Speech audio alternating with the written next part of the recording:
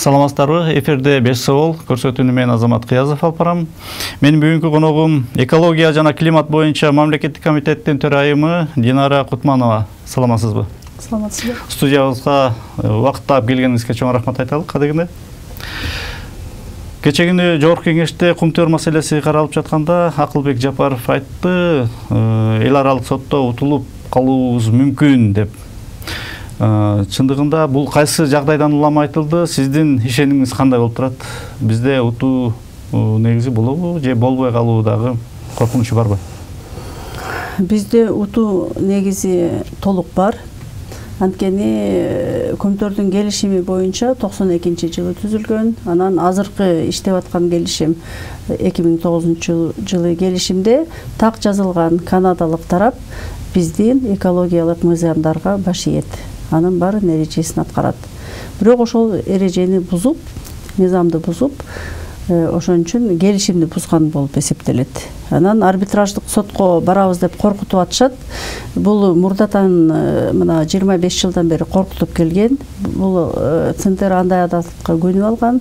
Анткени бийлик, биздин жогорку бийлик, өкмөт бийликке баш ийген, өлкө башына баш ийген. Ошондой жолго башынан көмтөрдү ошондой жолго салып берген.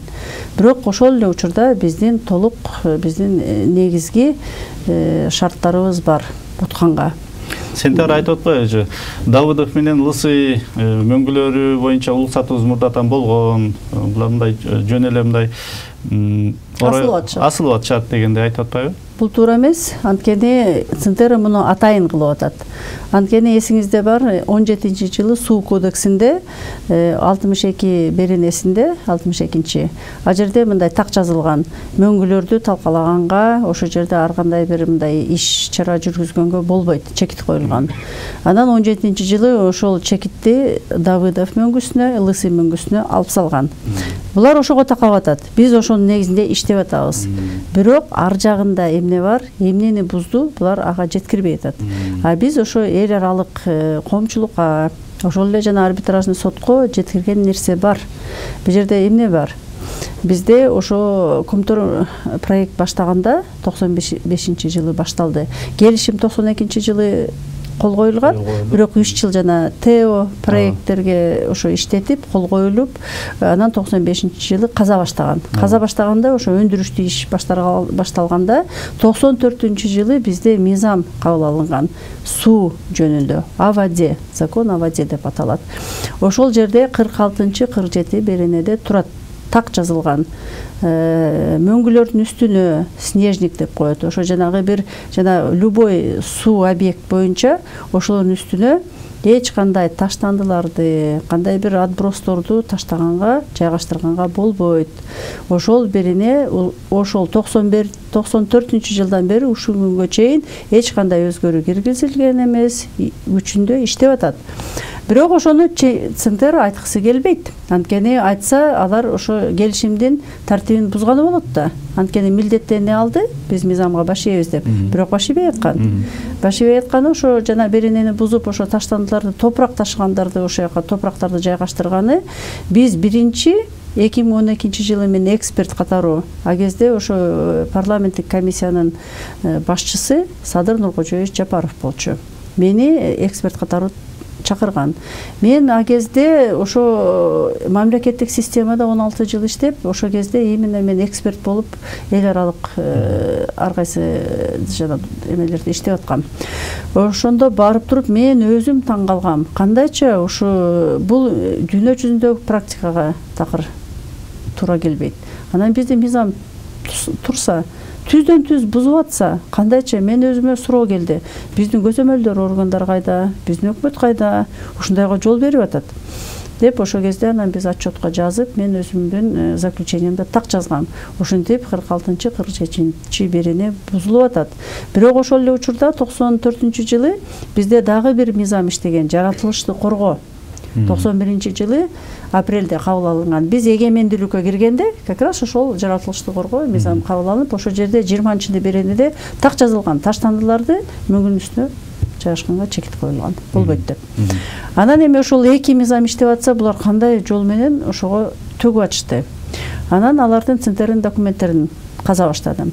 Ошо жерде центрдин единая информационная форма деген отчету бар экен. Ошо жерде жазып атат: значительное количество пустых пород было свалено на ледник Давыдова. Өздөрү так жазып берип атышат. Значит, булар факты признавать этип атышат. И ошо жерде кайра эле жазып атат: с целью экономии транспортных расходов. Потому что ылдый алып барып топуракты ташыганда 10 километр ташыш керек. А булар 10 километрден эми бир жерде топуракты ташыганда 114 Caterpillar деген машина иштейт. Аябай солярканы көп жейт. Анан 10 километрде ошону экономия кылып туруп, жана карьердин жанына эле мөңгүн үстүнө төгө беришкен. Анткени булар эмнеге барышкан андайга? Эми а жерде проект күмтөр башынан эле жана өзүбүздүн биринки президент кирип аткандай эле бул проект туура эмес жол менен кирген. Анткени ошо кирип атканда эле ошо Акаев өзү колдоп, бир нече мыйзамга туура эмес келбей, шарттары туура эмес келбей, басымдык менен кирген проект болчу да. Ошол учурда булар билген, артында ким адвокат, главный адвокат болуп президент турса, конечно, ал өзлөрүнө кандай бир шарттарды түзүп, максимально жанагы прибыльди өзүнө чыгарыш үчүн ушундай жолго барышкан. Анан көзөмөлдүк органдар үстүндүктөн жанагындай шарт түзүлүп атса, эми кыскача айтканда мелкий чиновниктер мындай туруктук бере алган жок да. Ошон үчүн мен таң калган нерсе, 12-жылга чейин жылда жанагы биздин экологиялык орган текшерүү жүргүзүптүр. Ар бир акты турат. Ар бир жылдын актында ошол таштандыны мөңгүгө төгүлгөнү эч жазылган жок. Анан мен сурадым да, эмне силер сокурсуңарбы? Көргөн жоксуңарбы? Же кандай десем, эми мындай ой пайда болуп атат, аларды аяка алып барбай эле бер жакта хвостохранилищени көрсөтүп, карьерди көрсөтүп, жана суулар агып атканын, иши башка жакка алаксытып, тиги жагын жаздырбай эле ошо мындай жылмалап кеткен да. Жергиликтүү бийлик органдары менен макулдашпай туруп, алар кантип ошол ишке барды деп ойлойсуз? Төгүп алыс алып барбай ошо мөңгүгө төктү деп атпайсызбы? Болгонбу бизде ошол уруксат негизи болуш керекпи? Же негизи булар уруксат алыш керек. Бизде мындай бир форма бар, экологиялык уруксат дейт. Ошондо экологиялык уруксатка жанагы канча зат выбросы деп коет, разрешение на выбросы, канча зат чыгыш керек абаны булгаганга. Анан сбросы деп коет, канча затты сууга таштаганга. Ушул кагаз жок болуп атат. Анан ошо канча таштандыларды ушу айлана чөлүнө жайгыш. Ушу кагаз жок. Бул кагазды жөн эле албай коюшкан. Албай коюшкан, бирок ошо көзөмөлдүү органдар ошого жок реакция кылган эмес. Эми түшүнүктүү да кандай.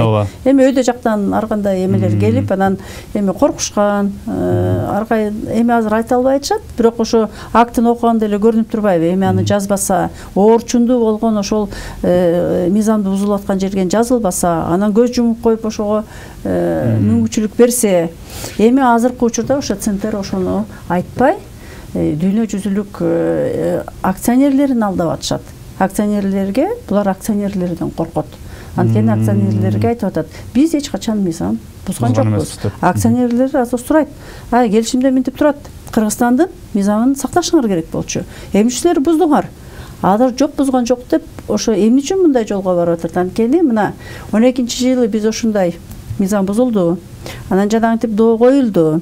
Мен ошо кезде эсептеп берген, $5 миллиард ашык 256 миң миллиард сом менен десенде, биздин өкмөт ошондо толук укугу менен пайдаланып сотко барыш керек болчу. Булар сотко барат, башында 40 эсе азайтып, жанагы доону эсептеп, Темир Сариев жетекчи болчу, башчы болчу комиссиянын. Азайтып, мага таң калыштуу нерсе, ошондо мен эксперт болуп чакырышкан, Темир Сариев өзү чакырган. Эксперт болуп бериңиз, тактап бериңиз. Анан тактап берип, ошо отчетко уже парламентке барарда бир күн калганда чыгарып, Динара Расиевна, сиз эсептеген могу эсеп абдан чоң, болбойт деди. Анан кандайча болбойт десем, аны центр төлөй албайт. А бизге төлөй албаган эмне кереги бар? Бизде мыйзам бузду. Биздин жанагы методика өкмөт бекитип берди. Бул биз суверендик өкмөтпүз. Биз өзүбүз билебиз, өзүбүздүн мөңгүнү кандай баалабыз. 1 сом, 1 тиын же 1 цент, ал өзүбүздүн укугубуз. Конституцияда толук жазылып турат. Анткени 12-берене боюнча недра баары ал элдин байлыгы. Анан 48-чи беренеде жазылып турат. Ошо айлана чөйрөнөгө зыян келтирбей, право на благоприятно окружающий среду биздин жарандардын укугу. Ошон үчүн биздин жарандардын укугу 48-чи беренеге пайдаланып, 12-чи беренеге пайдаланып, биз ушундай методика эметип, биздин мөңгүлөргө моундай эме болсо, таштандар жайгаштырса, моундай эсеп кысап болот деп. Ошондо ошону азайтып туруп бергенде мен таң калдым да, эмнече силер аларга бооруңар ачып атат. Анан түшүнүктүү болду. Анткени ошолдо толук укугубуз бар болчу, ошо 12-чи жылы токтоп, азыркы эмеге аларды жоопкерчиликке тартканга. Себебин түшүндүргөн жокпу? Бирок алар ошо жанагынтип азайтып, анан жанагы стратегическое соглашение деп 17 жыл ошого барып атышпайбы? Өкмөт баш тартып, жанагы соттон бүт эме жана долларын кайра кайтарып, кайтарган деген эмне? Булар мыйзамды бузган жок деген берип коюшпады аларга. Ошон үчүн алар менеджмент акционерлерге айтып атат, мына булар жөн эле бизге асылган, мына өздөрү баш тартты. Баш тарткандан кийин мына биз мондай буларга мындай бир взнос кылып, инвестиция кылып бизге бир мындай бир кандай белек кылып берип койдук буларга, эми мейли булар бир байкуш кыргыздар ушуну оңдосун деп. Бул туура эмес да, анткени бүт статусту юридикалык жагынан бузуп. Азыр биз ушу жана жарандык активисттер берип, мына мыйзам бузулду. Мыйзам ушундай эметилди, булар бүздү менеджмент деп. Бирок акционерге биздин биринчи максат азыр акционерлерге жеткизиш керек. Акционерлердин күнөөсү жок. Алар өздөрүнүн акчасын беришти, акцияларды сатып алышты. Анан менеджмент айтып атат, силер иштегиле. Булар ошентип ошо ири жол менен качып атышат. Ошентип бизди алдап атышат. Биз 62-чи суу кодекси менен 62-чи берене менен уруксат алганбыз. Ооба, уруксат алгансыңар. Мыйзам менен бекитип берген биздин парламент. Мейли эми баштадык, жол бердик, казышсын. Бирок казганда 2008 жылы подземкага өткүлө дегенбиз. Аны аткарган жок. Экологиялык мыйзамдарды бузгагыла. Аны аткарган жок. Биз айткан жокпуз да экологиялык мыйзамдардын баарын тебелеп тепсеп каалагандай иштей берегиле. Ошондой бизде Чилиде жанагындай ошондой мөңгүлөрдү бузуп, ошондой жана мөңгүлөрдү чагып иштеген Паскуа-Лама деген кен бар. Ошол кен 2005 жылы ошо Barrick Gold деген канадалык, тоже канадалык компания казып, ошондой жана индеец сотко берип 16 миллион эле доо коюшкан. 16 миллион биздин сууларды булгап атат булар. Экологиялык нормаларды сактабай атат деп. Ошондо акционерлер аларды сотко берген. Биз ошо менеджмент бизди алдаган турбайсыңарбы? Булар туура экен деп. Анан былтыр 18 сентябрда 20 жылы бүттү проектти токтотуп коюшту. Темир Сариев айтты деп атпайсызбы? Кымбат баалап коюп турсаңар, көп суммага көрсөтүп коюп турсуз деп айтты деп атпайсызбы? Анан сиз кандай баа менен өлчөп алдыңыздар? Деги эле дүйнөдө мөңгүлөр кандай бааланат? Ал чечмелеп бериши. Биздин мөңгү кандай бир жанагы кен байлык болобу, земля, недра, бүт конституция боюнча, 12-чи берени боюнча там четко написано: вода, недра, земли — это собственность народа. Биз аны кандай баалайбыз? Бир тиын менен, бир сом менен, ал биздин укугубуз, суверендик, государство суверендик, өзүбүздүн укугубуз толук бар. Конституцияда жанагы 12-чи берени менен бекитип берилген. Ошондон анан конституциядан астына кетип, жанагы өкмөткө тапшырма берилгенсиздер, баалагыла. Ушул эрежени бузса, кандай санкция болот? Санкциядан бул штраф. Биз ошого наказание беришибиз керек. Ошол наказание жанагы таштандыларды мөңгүлөрдүн үстүнө жайгаштырганга болбойт. 4 эсе көбөйөт дейт ошол. Жанагы плата. Анан жанагынтип уруксат албаса, бизде экологиялык уруксаттар бар. Ошондо жазылат. Могу таштанды могу жерге жайгашылат. Бу жерге жазылат параметры. Мынча ширина, мынча жер, мынча высота, бүт параметр, техникалык параметр менен.